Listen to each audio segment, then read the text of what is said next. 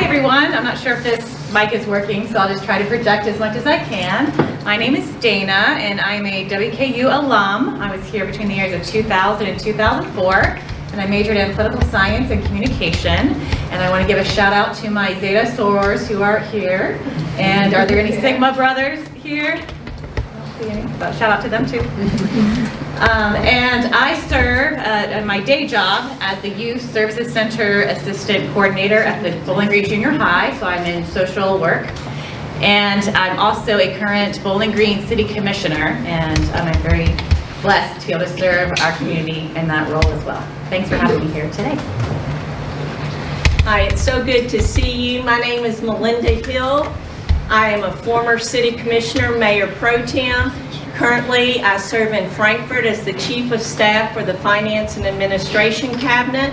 When I first went to Frankfort, I was Deputy Commissioner of Department of Revenue, then got promoted to Chief of Staff.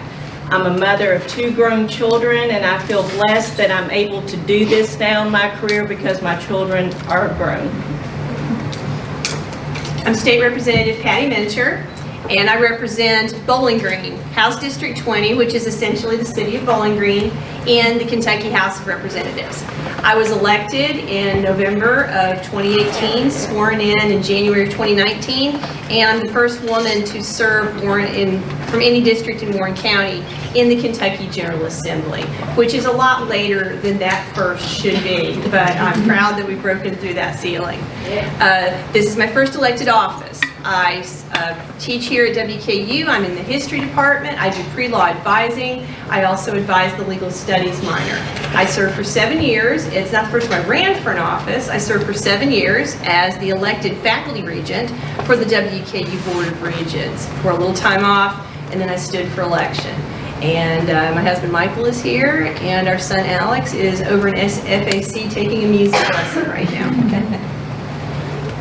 My name is Patsy Sloan. I served 5 terms as city commissioner and 1 term as mayor for a total of 14 years. I first ran for office when before almost everyone in this room was born, including one of our panelists, Dana Beasley Brown.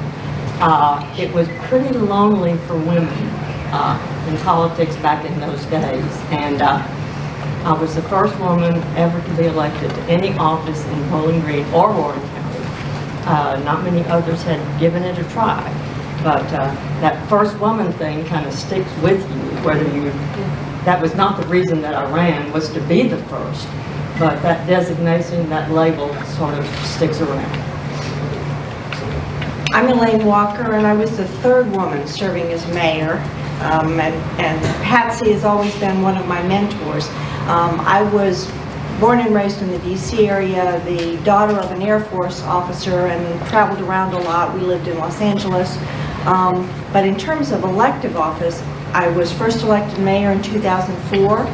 Interestingly enough, I ran against an incumbent and was the first mayor elected to succeed themselves in 2008. And I served until January of 2011, when I received a call from the governor asking if I would fill an unexpired term as Secretary of State. So I served as Secretary of State for a year, and then served for 4 years as Commissioner of State Parks.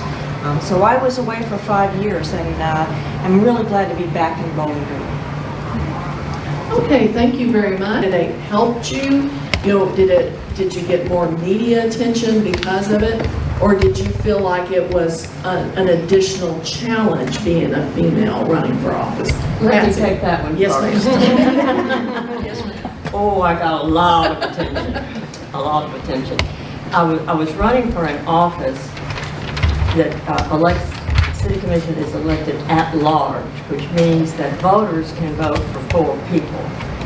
That particular year, there were 13 people running, 12 men and me. Did I stand out? Yeah. Just by walking into the room, I stood out. And it was an interesting reaction, and of course mixed. Some people, I think, were really excited about the possibility of voting for a woman. Others, somewhat less so. I did a lot of door-to-door campaigning and got all kinds of comments from people. the one that kept coming up was, what's your husband doing for dinner? Really not doing this. Of course, my response was, he's 40 years old, he's learning how to get dinner by himself. But a lot of the times I felt almost as if I was a large puppy that they were patting on their heads and patting on my head and saying, why does a nice little lady school teacher like you want to go down there and mess around in dirty politics? Didn't really have a good answer to that. But one thing that sticks out in my mind, that the first candidates forum that we had was before the Board of Realtors. And I'll admit, I was a little nervous. I was a lot nervous. And the gentleman speaking before me was a somewhat elderly guy, not as elderly as I am now, but anyway, he was older, sort of a Southern gentleman type, and he made his little spiel, and then he said, I'm just asking you all to vote for 4 good men. And I was next. So I did my little spiel, and then I said, I'm asking you to vote for 3 good men and 1 really terrific woman. And I guess the rest is history. You want to take, I'm a historian. You want to take this in chronological order? I think that makes the most sense to me as we tell our stories. Well, clearly, Patsy had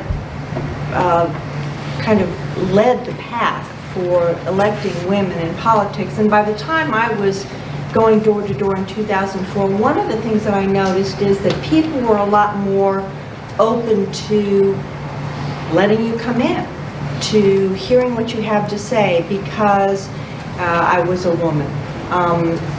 It was fascinating. One of the pieces of advice I got from one of the faculty members here at Western was, always wear bright clothing, but do not wear pink, because pink connotes females. And so I made that a habit, and I would walk door to door. I think as I've come along, I believe people are ready for female leadership. Now that said, during the last presidential campaign, there was a lot of pushback to the bee who was running for office, and so it's very easy to characterize someone that you don't like who is female in that way. But I also am passionate about encouraging women of all ages to step forward to run for office. No offense, gentlemen, but quite frankly, you've had a lot of opportunity to hold public office.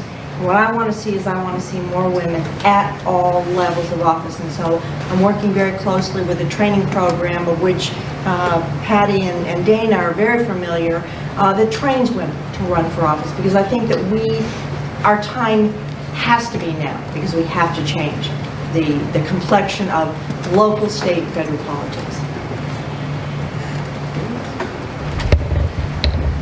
I want to thank you all for breaking down the barriers, because I truly believe it was easier for me to run as a female. I really never thought about it, that I'm a female and I'm running for office. Because back in the dark ages when I was in school, I was taught women can do anything they set their minds to, and they can do what men do. So I had that mindset. Now, as I've grown older, I still believe that's true. But as a working mother, I realized, where am I going to make that sacrifice? Am I going to leave my children in a daycare longer? Am I going to spend time with them? So I had to find that balance. But it never bothered me that I was the only female for a long time, for several years on the commission. And when I was the only female that would participate in panels, they would remember you. They may not remember your name, but they go, oh yeah, you were that lady on that panel. So to me, it was really a lot easier. It's interesting that there's a statistic that says that women need to be asked to run for office at least 7 times before they actually do it. And I know that's certainly true in my case, and some of the people who asked me to run for office are sitting at this table, and one of them did it over breakfast. I don't know if you remember that or not, Dana. And I returned the favor. So it's a big decision. It's a big decision. As a wife and a mother, and the daughter of elderly parents, I'm used to juggling. And it is said, some people said that the dance team of Fred Astaire and Ginger Rogers, they did the same things, except she did it all in high heels dancing backwards. And I think there is some level of truth to that, because I never expect it to be easy, and it's not always easy. And when people say, how do you do it? I say, I outwork people. I work harder than anybody else around me, and that is what I always think is necessary to get to the line where I don't start at the same line. Now, it's interesting that I serve in this version of the General Assembly, which was sworn in January of 2019. We have a historic number of women from both sides of the aisle. There are 26 of us. 26 of us. That is the largest number ever. There are 18 Democrats and 8 Republicans. And that's great. It's still, again, amazing that 26 is the all-time high. The number in the state Senate is far smaller. But I think what all of us are learning, men and women on both sides of the aisle, is that when you have a diverse body that makes laws and has conversations about the future of the Commonwealth, we make better decisions, and we have better conversations when there are lots of people that don't look like us at the table. And I'm proud to be part of that historic group. I would like that to continue and to grow. There's age diversity. We don't have nearly enough racial or ethnic diversity. There is gender diversity, but again, just to get to that 26 has been a very, very long road. So again, I think it's a mixed bag. But it's exciting when people come to my office in Frankfurt or say something to me here in Bowling Green, and they just look at me and say, I'm so excited you're there. That's probably the #1 comment I get. It's not any kind of policy observation or anything, and it's not a commentary about any particular work I've done. At some point you recognize that at this point we're all symbols. We didn't sign up for that, but we still are.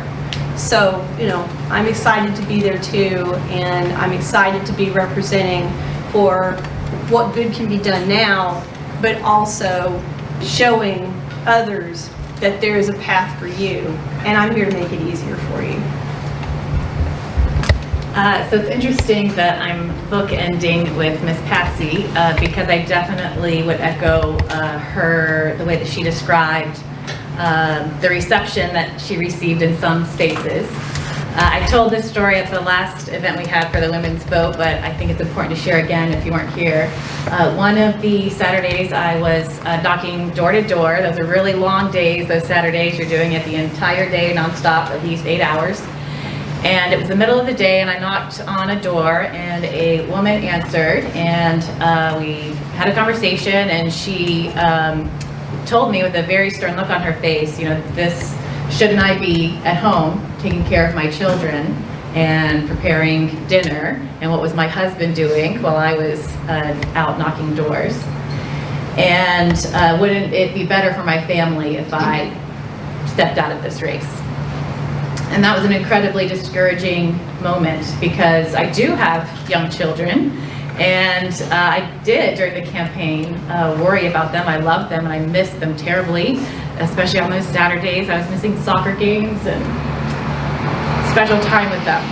So when someone else would voice those concerns I had in my own head, it was it was hard.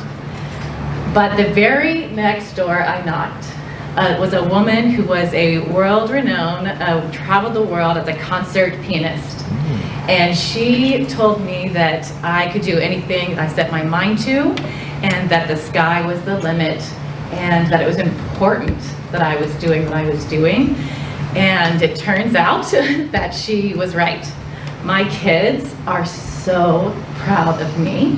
My daughter, who is in the 4th grade, just won a seat as the McNeil Elementary School Treasurer for the 2019 year. Yeah. And she would never have done that if I had not set that example. They tell me all the time how proud they are of me and how glad they are that I did what they did and what I taught them in terms of what hard work means and doing something hard that's scary and risky. And so I'm glad that I did it despite those voices. And in my work as a city commissioner, in most spaces, they are, I would not say entirely welcoming to me. Some folks do not prefer to have someone my age and my gender to be their boss.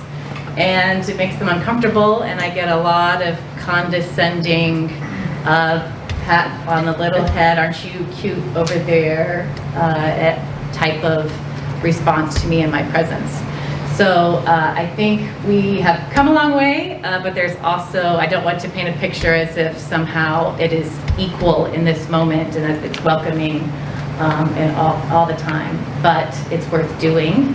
And it, like Patty said, it matters that our voices are there, and people have told me that my voice is a unique voice in the spaces that I'm in, and that even if we don't get the votes, that we need to make some changes, that just my very presence and the questions that I ask and the opinions that I share are making a difference. So I would definitely encourage you to, even when it's hard and complicated, to step into those roles, because your voice matters.